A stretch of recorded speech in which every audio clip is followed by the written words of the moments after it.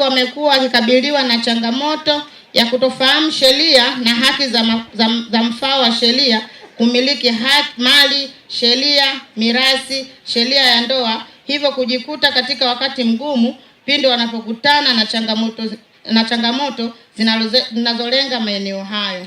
Wanawake wamekuwa wakikumbana na changamoto mbalimbali ikiwemo kutokuwa huru kwa kushirikisha katika shughuli za maendeleo na ujasiriamali inayosababishwa na tatizo toka kwa waume zao.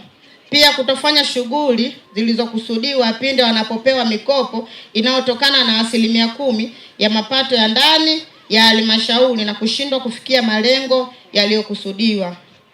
Ndugu mgeni rasmi, changamoto nyingine inawakabili wanawake ni kutopata haki za msingi, hasa maeneo ya kazi, hali inayopelekea rushwa ya ngono, japo matukio kama haya yamekuwa hayaripotiwi katika vyombo vya dola.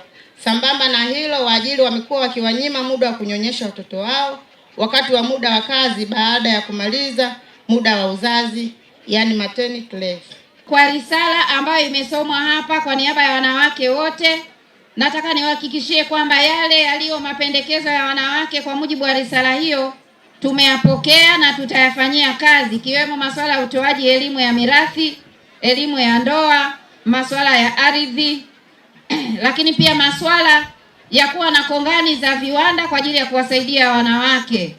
Tayari tumeshaagiza halmashauri zote kuandaa jumla ya ekari 500 kila halmashauri kwa ajili ya viwanda, na hili tutalisimamia kikamilifu na kuhakikisha wanawake wanapata fursa katika kongani hizo za viwanda, kuhakikisha kwamba fursa zote zinakuwa kwa usawa na wanawake wananufaika. Sasa nitoe wito wa mambo machache. Jambo la kwanza, niombe wanawake wote kuendelea kuchangamkia fursa za mikopo ya 10% inayotolewa na halmashauri zetu, lakini kuhakikisha kwamba mnaendelea kulinda na kutunza maadili ya taifa letu.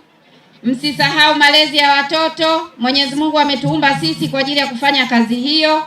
Kwa hiyo pamoja na kazi nyingi za ujasiriamali, biashara na uwekezaji tunazoziwezeshwa kuzifanya, lakini tusisahau kwamba tuna wajibu wa kuwalea watoto wetu wa kike na wa kiume kwa usawa na kwa maadili ya Kitanzania na kwa kuzingatia sheria, kanuni na taratibu, ili tuweze kuwa na jamii au taifa lenye maadili.